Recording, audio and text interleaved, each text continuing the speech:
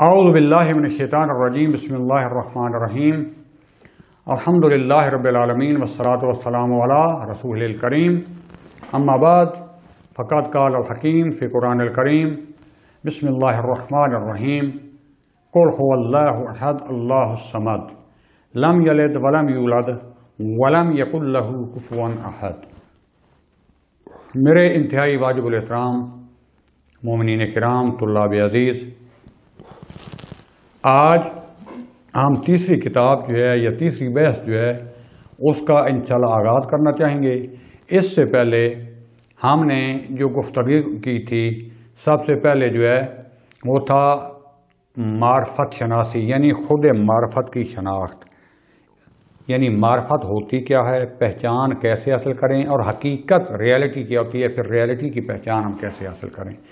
اس کے پورے ہم نے 5 طریقے بیان کیے، اس میں کیا شبہات ہوتے ہیں، کیوں ہم خطا کرتے ہیں، تو وہ پوری تفصیل ہم نے بیان کی۔ جو دوست نہ سن سکے ہوں وہ یوٹیوب پر جا کے دوبارہ انشاءاللہ سن سکتے ہیں۔ اس کے بعد ہم نے عرض کیا تھا کہ عقائد کو سمجھنے کے لیے دوسری جو چیز لازم ہے وہ ہے انسان اور جہان کی شناخت۔ اس پر بھی ہم نے الحمدللہ اپنے 16 درسوں میں گفتگو ختم کی، اور ایک حد تک ہم نے اس کو آشنائی، اس کی پہچان کرانے کی کوشش کی کہ انسان کی حقیقت کیا ہے اور جہان یا عالم طبیعت یا عالم مجردات، عالم ملکوت، ان کی حقیقت کیا ہے، ظاہر اور باطن کیا ہوتا ہے،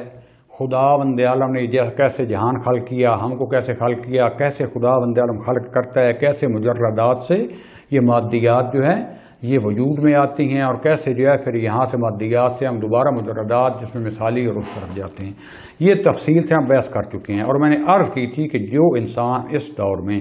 حقیقی عقائد حاصل کرنا چاہتا ہے اس کو یہ چیز حاصل کرنا ضروری ہے۔ ایک نقطہ پھر میں آپ کے سامنے دوستانے سے اپنے ابتدائی درس میں جو ہے واضح کر کے بیان کر دوں، ابھی تک ہماری جو بحث چل رہی ہے تھوڑی سی قدر خشک ہے۔ ہم اس کو عین قرآن اور حدیث کے مطابق اپنی گفتگو کا نہیں لے کے آ رہے، اگرچہ اس میں شواہد لا رہے ہیں بعض اوقات۔ ہماری یہ بحث ان روشن فکروں کے لیے یا بے دین لوگوں کے لیے یا جو غیر مسلم ہیں، دین اسلام کو قبول نہیں کرتے، یا خود وہ روشن فکر کہ اپنے آپ کو مسلمان تو کہتے ہیں لیکن جن کے لیے روز شبہات پیدا ہوئے ہوتے ہیں، شبہات پیدا کرتے ہیں، یا ہمارے وہ بیچارے کم علم دوست جو آج کل جن کا سوشل میڈیا سے مخصوصاً جو ہے آج کل کے مغرب دنیا جو ہے، غرب والی دنیا، اور یہ جو بے دین قسم کے لوگوں سے جن کا ساتھ رہتا ہے، ان کے ساتھ ان کے جو ہے گفتگو رہتی ہے، شبہات ہوتے رہتے ہیں، اور یہ ان کے مقابلے میں بعض اوقات لاجواب ہو جاتے ہیں، پریشان ہو جاتے ہیں۔ تو ان کے مسائل کو حل کرنے کے لیے، یونیورسٹیز اور کالج کے طلاب کے مسائل کو حل کرنے کے لیے اکثر یہ بحث اس طریقے سے ہوتی ہے کہ ان کے شبہات کے جواب ہو جائیں۔ اس کے بعد انشاءاللہ جو ہم علیحدہ سے باقاعدہ عقائد کا ایک دورہ شروع کریں گے، جس میں باقاعدہ قرآن اور سنت اور عقل، یہ تینوں کے مطابق جو ہے وہ صحیح عقائد بیان کیے جائیں گے۔ اگرچہ صحیح عقائد یہ بھی ہیں جو ہم بیان کر رہے ہیں، لیکن زیادہ اس میں ہم کوشش کر رہے ہیں کہ عقلی طور پر ان کو ثابت کریں، اور اس دین کو، قرآن کو، ہمارے جو اتنے عقائد ان کو بھی ثابت کرنا ہے۔ ان لوگوں کے لیے کوئی بہانہ نہ چھوڑیں کہ جو زیادہ قرآن اور حدیث کی بات نہیں مانتے، تو زیادہ ہم جو ہے اس میں عقلی استدلال کے ذریعے ان کو ثابت کرنے کی کوشش کر رہے ہیں، تاکہ ابتدا میں جب یہ مسائل حل ہو جائیں گے اس کے بعد پھر قرآن و حدیث کے روشنی میں ہم جو گفتگو کریں گے وہ آپ کے لیے بھی اور ہمارے لیے بھی زیادہ ایمان کے قوی ہونے کا باعث بنے گی۔ تو عرض کیا کہ 2 بحثیں، یعنی بلکہ 3 بحثیں کر چکے، ایک معرفت شناسی علیحدہ کی، انسان کی شناخت اور جہان کی شناخت، یہ اکٹھی کیونکہ ایک دوسرے سے مرکب قسم کی بحث تھی، ملی ہوئی تھی، اس کو ہم نے ختم کیا۔ تو آج جو ہے ہم بحث کرنا چاہ رہے ہیں وہ ہے خدا شناسی، اللہ شناسی، یعنی اللہ کی شناخت، اور اسی کے بعد پھر ہم جو لے کے آئیں گے وہ ہے رہنما شناسی، یعنی جس میں آ جائے گا پیغمبر اور امام، یعنی پیغمبران، نبوت و امامت۔ اس کو حل کرنے کے بعد پھر ہم جو ہے آئیں گے راہ شناسی، راہ یعنی راہ کی شناخت۔ راہ کیا؟ یعنی دین کی شناخت، یا اسلام اور تشیع حقیقی کی شناخت. یہ جب کامل ہو جائے گا تو آخر میں جا کے پھر ہم اپنی معاد کی شناخت یعنی قیامت، معاد، اس پر ہماری بحث ختم ہوگی. تو آج کی ہماری بحث ہوگی، اس لیے دوستان کو کہہ دوں کہ یہ جو پہلے آئے گی خدا بند عالم کی جو ہے وجود کے اوپر براہین، ادلہ، دلائل، وہ یہ تھوڑی سی کیونکہ عقلی بحث ہے تو تھوڑی سی خشک اور سخت بھی ہوگی. جو دوست انشاءاللہ اس سے صحیح و سالم نکل آئے، اس کو سمجھ لیا، پھر آگے صفات کی بحث قدر آسان، اور باقی بحثیں جو ہے الحمدللہ پھر انشاءاللہ شیرین ہوں گی اور آسان ہوں گی. جن کے لیے یہ حل ہو گئی اور جن کے لیے یہ حل نہ ہوئی، پھر آگے ہر بات پہ ان کے لیے مشکل بنتی رہے گی. لہذا آپ سے گزارش ہے کہ آپ بھی اور اپنے دوستان کو بھی ایک دفعہ اطلاع ضرور دیں کہ کم از کم جو بندہ حقیقی جو عرائض پیش کر رہا ہے اس کو کوشش کریں، یا اس طرح کے اور بھی کچھ دوستان جو علماء نے بحثیں کی ہیں ان کو ضرور سنیں، تاکہ اپنی عاقبت، اپنی سعادت اس میں کوئی کمی نہ رہ جائے. تو اب دوستان عزیز، جب ہم یہ پہلی دو بحثیں ختم کر چکے تو ہر چیز سے پہلے ہم اب یہ بحث شروع کریں گے کہ ہر انسان، جیسا کہ میں معرفت شناسی میں بیان کر چکا ہوں، اس میں یہ انگیزہ عقلی پایا جاتا ہے، اس میں یہ میل شوق پایا جاتا ہے کہ وہ سعادت کے مقام پر پہنچے. چاہے وہ اس دنیا کو فقط حقیقت سمجھتا ہے تو اس میں بھی وہ سعادت پر، کمال پر پہنچنا چاہتا ہے، ہر لذت حاصل کرنا چاہتا ہے. دیندار انسان ہیں تو وہ بھی کمال پر پہنچنا چاہتے ہیں، وہ بھی اتنی جو تکلیفیں برداشت کرتے ہیں، اتنی سختیاں برداشت کرتے ہیں، حتی بے دین بھی بعض کا بہت سختیاں برداشت کرتے ہیں. جو ان کے نزدیک ہدف ہوتا ہے یعنی وہ کمال پر پہنچیں. بعض قدرت کو کمال سمجھتے ہیں، بعض پیسہ ثروت کو، بعض کسی چیز کو. ہم و غم ہدف سب کا کمال پر پہنچنا ہوتا ہے، سعادت پر پہنچنا ہوتا ہے. تو وہ سعادت پر پہنچنے کے لیے، کمال پر پہنچنے کے لیے مختلف راستے اختیار کرتے ہیں. مختلف جو ہے وہ حرکات انجام دیتے ہیں، مختلف راستوں کا انتخاب کرتے ہیں، یہاں تک اتنی محنت کرتے ہیں، کوشش کرتے ہیں کہ یہاں تک کہ حتیٰ بہت زیادہ سختیاں بھی برداشت کرتے ہیں. کیوں؟ کہ وہ جو میں نے ہدف بنایا ہے اس تک پہنچ جاؤں. اب خدا کرے کہ انسان کا ہدف بلند ہو. اگر بے دین انسان ہے تو وہ اس دنیا میں کمال، قدرت کو، نمود و نمائش کو، حسن کو، ظاہری حسن کو یعنی، اور اس قسم کی چیزوں کو اپنے لیے گاڑی، بلڈنگ اور یہ چیزیں، نوکر چاکر، کھانا پینا، اسی کو عیاشی، اسی کو لذت، اسی کو سعادت سمجھے گا. اگر دیندار انسان ہے تو وہ حد میں رہتے ہوئے یہاں بھی سعادت یعنی لذت حاصل کرے گا، لیکن اس حقیقی لذت کے حاصل کرنے کے لیے کچھ عرصہ یہ جو زندگی ہے اس میں جو اس کے لیے محدودیت ہے اس کو بھی تحمل کرے گا. تو دوستان عزیز، جب یہ ہمارے لیے واضح ہو گیا تو اب ہمارے لیے یہ ایک بحث ہوتی ہے کہ کیا ہم راہ و روش اختیار کریں کہ ہم اس مقام تک پہنچ جائیں. جو کم از کم تھوڑا بہت بھی دین کا شعور رکھتے ہیں، یہ سنتے ہیں، بات کر کم از کم وہ بھی سوچتے ضرور ہیں. اور آج تک تاریخ میں حضرت آدم علیہ السلام سے لے کر آج تک کوئی ایسی قوم نہیں گزری کہ جس میں ایک حد تک اپنے سے ماوراء قدرت کا احساس نہ ہو، کہ جس کے سامنے وہ جھکتی ہو یا اس کو اپنا ہادی یا نجات دہندہ سمجھتی ہو. تو جب یہ جو چیزیں ہمارے سامنے آتی ہیں تو اس وقت ہم سوچتے ہیں کہ واقعاً آیا یہ جو جہان ہے، کبھی کبھی ویسے بھی سوچ جاتے ہیں کہ یہ ہستی جہان، کبھی بگ بینگ کا نظریہ پڑھتے ہیں، کبھی تکامل کا جو ڈاروین کا نظریہ، کبھی کوئی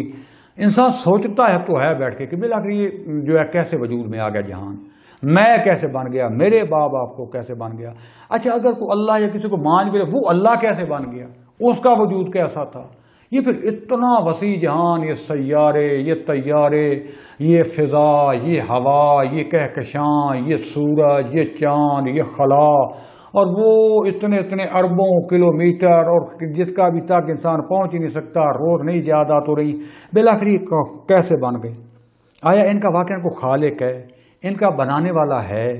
یا ایسے ہی ہر چیز بن گئی، ایسے ہی بن گئی تو بلاخر اگر صرف دنیا کے جانداروں یہ ان کی ہوتی تو مسئلہ نہیں تھا. یہ جو اتنے سیارے فضا ہوا میں تیر رہے ہیں، یہ پھر خلا، اور یعنی بعض کا انسان دنگ رہ جاتا ہے، عقل معوف ہو جاتی ہے، اور پھر بندہ سوچتا ہے کہ میری سعادت ان میں کیا ہے، میرا مقام کیا ہے، مجھے کہاں تک جانا ہے. بلاخر کبھی کبھی انسان جو شعور بیدار ہوتا ہے تو انسان سوچتا ہے، اور پھر اگر ہو بھی جائے کہ اچھا اگر خدا ہے بھی صحیح تو خدا کیسا ہے، نظر کیوں نہیں آتا؟ نظر آتا ہے، جو بت بناتے ہیں تو وہ کار پوچھ سکتا ہے یہ میرے ہاتھوں کا بنا ہوا ہے. اس کی صفات کیا ہوں گی؟ آیا میرے جیسا ہے؟ کبھی نظر آئے گا بھی صحیح یا نہیں آتا تو کہاں پر ہوتا ہے؟ وہ ہم سے ارتباط کیسے کرتا ہے؟ میں اس سے ارتباط کیسے برقرار کروں؟ یعنی یہ ایسے ہزاروں سینکڑوں سوال ہیں کہ جن کے لیے انسان جو ہے وہ متحیر ہو جاتا ہے، اور بالآخر جو ہے کہ مجھے پتہ چلنا چاہیے میں کیوں خلق ہوا ہوں، میرا صرف ہدف کھانا پینا جینا وہ ہے. پھر آج تک یہ جو ہزاروں نے لاکھوں نے کروڑوں انسان کے جو بیچارے پیدا ہوئے تو غربت میں ظلم کی چکی میں پستے پستے، یہ جو آج کے دور کے بھی، یہ پرانے دور کے، یہ فرعون، یہ استعمار گر جو حکومتوں میں بیٹھے ہوئے ہیں، یا جو معاشرے کی باغ دوڑ جن کی ہے، تو کیا خون پی پی پی کر جب تک یہ پھٹ کر مرتے نہیں ہیں، یہ چھوڑتے نہیں ہیں، غریب بیچارے پستے رہتے ہیں. بالآخر ان کی قسمت ایسے ہے، خدا ہے تو ان کو بھی کبھی کوئی سکون ملے گا، یا یہ جو ان پر اتنا ظلم ہوا ہے کبھی ان کا جواب ملے گا؟ اور یہ جو ظالم جنہوں نے خون چوسا، جنہوں نے قتل عام کیا، جنہوں نے زندہ نوجوانوں کو، انسانوں کو غیر قانونی طور پر پکڑ کر جو ہے قانون کے نام پر قتل عام کر دیا، ان کو کالی کوٹریوں میں کئی سال اپنے گھر والوں سے، کبھی گوانتانامو بے کی جیل، کبھی کوئی جیل جہاں پتہ ہی نہیں ہوتا، اٹھایا لے گیا طاقتور ہیں، اس کے بعد جو ہے مردہ کی حالت میں جیسے مرنے والا ہوتا ہے چھوڑ دیا. ان کی کب خدا سنے گا؟ ان ظالموں کو جنہوں نے ہزار قتل کیے، کروڑوں قتل کیے، غریبوں کی عزتیں چھین لی، غریب بیچارہ بدلہ ہی نہیں لے سکتا، نہ عدالت کو ان کا سنتی ہے، نہ کوئی قانون ان کا جو ہے سنتا ہے. ان کو بھی کبھی جواب ملے گا کون ہے ان کا؟ بالآخر انسان جب یہ سوچتا ہے پھر سوچتا ہے اگر خدا ہے تو خدا کیوں نہیں کرتا، کیوں نہیں ان ظالموں کو پکڑ میں آتے؟ یہ پورا ایک فلسفہ ہے، اس کا جواب چاہیے. جب انسان مطمئن نہیں ہوتا تو متحیر ہو جاتا ہے، خود بھی پھر گمراہی کا شکار ہوتا ہے. تو بس دوستان عزیز، یہ وہ سوالات ہیں جو ہر انسان اٹھتے رہتے ہیں، ان کا ہمیں جواب چاہیے. پوائنٹ نمبر 2، انگیزہ فطری، جو انسان کا فطری انگیزہ ہے، اور ہمیشہ خالق انسان جو ہے، مخلوق جو ہے، وہ اپنے خالق کی طرف، خدا کی طرف مائل رہی ہے. آپ اگر جو ہے عقلی اور منطقی جو ہے دلائل سے ہٹ کر بھی دیکھیں، فطرت درونی جو ہے نا آگاہ، ہم ہمیشہ اعتقاد ہمارا ایک خدا کی طرف، ایک ایسی قدرت کی طرف جاتا ہے جو ہم سے مافوق ہے. ہمیں احساس ہوتا ہے، ہماری فطرت میں ہے کہ اگر آپ پوری دنیا میں چلے جائیں، یہاں اردو، عربی، انگلش، فرانسوی، روسی، کوئی بھی زبان جو ہے اس کا فرق نہیں ہے، کسی خطے کا نہیں ہے، یہ گرم ہے، یہ سرد ہے، یہ کالے ہیں، یہ گورے ہیں، یہ کیسے ہیں.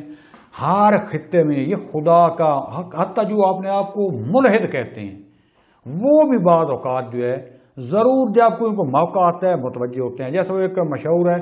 ظاہراً امام صادق علیہ السلام سے ایک ملحد نے آ کے پوچھا، بعض امام علی السلام سے میرے ذہن میں تھوڑا سا ایسے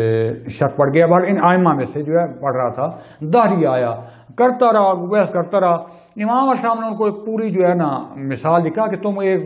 تصور کرو کہ ایک کشتی میں جا رہے ہو، سمندر میں، دریا میں، یکدم جو ہے نا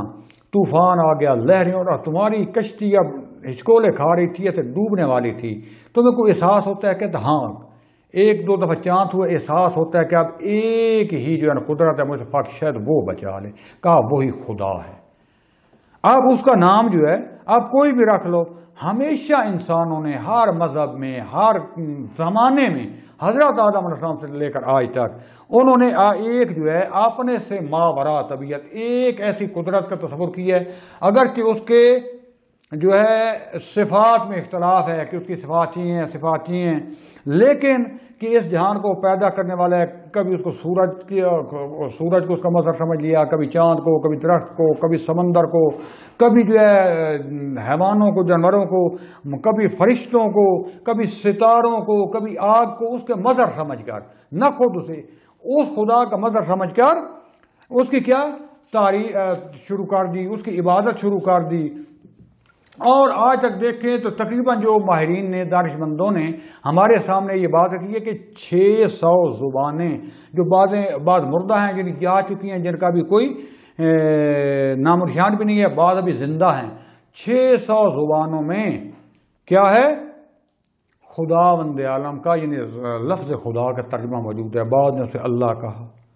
بعض نے اسے خدا کہا، بعض نے اسے رام کہا، بعض نے اسے یزدا کہا، بعض نے اسے اہورا کہا، مختلف نام، بعض نے گاڈ کہہ دیا، یعنی 600 زبانوں میں اس خدا کا، اس لفظ اللہ کا متعادل موجود ہے۔ لہذا ایک فطری طور پر دیکھا جائے تو ہر انسان میں، ہر زمانے میں یہ گرائش خداوند عالم کی طرف موجود ہے، اس کی پرستش کی، اس کی طرف جو ہے پرواز کرنے کی، اس کی طرف راغب ہونے کی گرائش موجود ہے۔ لیکن یہ ہے کہ بعض کا ماحول میں انسان گمراہ ہو جاتا ہے، صلاحیتیں نکھر نہیں پاتی، وہ حقیقی معرفت حاصل نہیں کرتی، تو انسان خدا کے مظاہر کو خدا سمجھ کے پرستش شروع کر دیتا ہے۔ پھر کبھی اس کے لکڑی کے بت بنا لے گا، کبھی پتھر کے، کبھی انسانوں کے، کبھی غیبی، لیکن اس خدا کا تصور ہماری فطرت میں موجود ہے۔ ہر انسان اپنے اندر یہ تصور کرتا ہے اور ہر زمانے میں یہ بات پائی گئی ہے۔ اب ہم جو اصل اپنی بحث کی طرف آئیں گے کہ سب سے پہلے ہم خداوند عالم کے وجود کو ثابت کرنے کے لیے دلائل پیش کریں گے۔ دلائل کی 3 قسمیں ہیں، یا 3 رستے ہیں کہ جس کے ذریعے ہم خداوند عالم کو وجود کو ثابت کر سکتے ہیں۔ بعض میں فقط خداوند عالم کا وجود ثابت کریں گے، اس کے بعد پھر بعض ادلہ جیسے ہوں گے ان میں صفات بھی ثابت ہوتی ہیں کچھ، لیکن ہم انشاءاللہ علیحدہ سے پھر صفات کی بحث بھی کریں گے۔ تو یہ جو 3 رستے ہیں، اس میں سے ایک ہے جس کو کہتے ہیں برہان شہودی و عقلی، ایک جو ہے حسی اور عقلی، ایک جو ہے محض عقلی۔ سب سے دوسرے نمبر پر جو میں نے عرض کی ہے حسی اور عقلی، یعنی ہم اپنے حواس خمسہ کے ذریعے، حواس باطن کے ذریعے خداوند عالم کی آیات اور اس کی جو ہے نشانیوں کو دیکھ کر جو ہے ہم خدا کے وجود تک پہنچتے ہیں۔ یعنی پہلے مقدمات جو ہوتے ہیں، مقدمہ صغرا یعنی پہلا مقدمہ جو ہوتا ہے اس کو ہم یہ خدا کی نشانیوں سے وہ ثابت ہوتا ہے، پھر عقل کے ذریعے سے ہم ثابت کرتے ہیں کہ یہ جو ہمیں علم حاصل ہوا ہے کہ اس چیز کا بنانے والا کوئی ضرور ہے، یعنی یہ بھی چیز ہے، یہ بھی چیز ہے، یہ بھی چیز ہے، یہ خود بخود تو نہیں بنی۔ دوسرا عقل کہے گا کہ اس کا بنانے والا تو کوئی خود ہے، پھر نتیجے نکالیں گے پس ہر چیز کا کوئی بنانے والا ہے۔ بس یہ رستہ جو ہے عموماً عوام اس کو صحیح سمجھتے ہیں، ان کو صحیح سمجھ آتا ہے اور اس سے ان کے لیے خدا ثابت ہو جاتا ہے۔ ایک رستہ ہے شہودی، اس میں بھی عقل ساتھ ساتھ ہوتا ہے، کیونکہ عقل کے بغیر ہو سکتا ہے جو آپ شعور کا دعویٰ کر رہے ہیں غلطی ہو، مکاشفہ آپ کا غلط ہو، شیطانی خیال ہو، تو عقل پر آپ پرکھیں گے۔ لیکن شہود کا رستہ جو ہوتا ہے سب سے عالی ترین اور شیرین ترین، میٹھا، جو انسان کو کیف ہوتا ہے کیونکہ اس میں انسان چکھتا ہے، درک کرتا ہے حقیقت کو، یہ رستہ ہے۔ اس کے لیے بار کچھ عوامانہ اس سے تھوڑا اوپر آنا پڑتا ہے، کچھ علمی ہونا چاہیے، پھر تزکیہ نفس کے ذریعے، طہارت کے ذریعے، ریاضت کے ذریعے بندے حقائق کو درک کرتا ہے۔ اور تیسرے نمبر پر ہے محض عقلی دلائل، جو کہ پیور علمی ہیں، عام بندے کی سمجھ میں عموماً یہ نہیں ہوتے، بلکہ ان کو جو ہے پڑھے لکھے انسان صحیح سمجھ سکتے ہیں۔ تو ہم انشاءاللہ یہ تینوں قسم کے دلائل آپ کے سامنے ایک ایک کر کے پیش کریں گے اور اس سے خداوند عالم کا وجود ثابت کریں گے۔ اس کے بعد ہم خداوند عالم کی صفات ثابت کریں گے،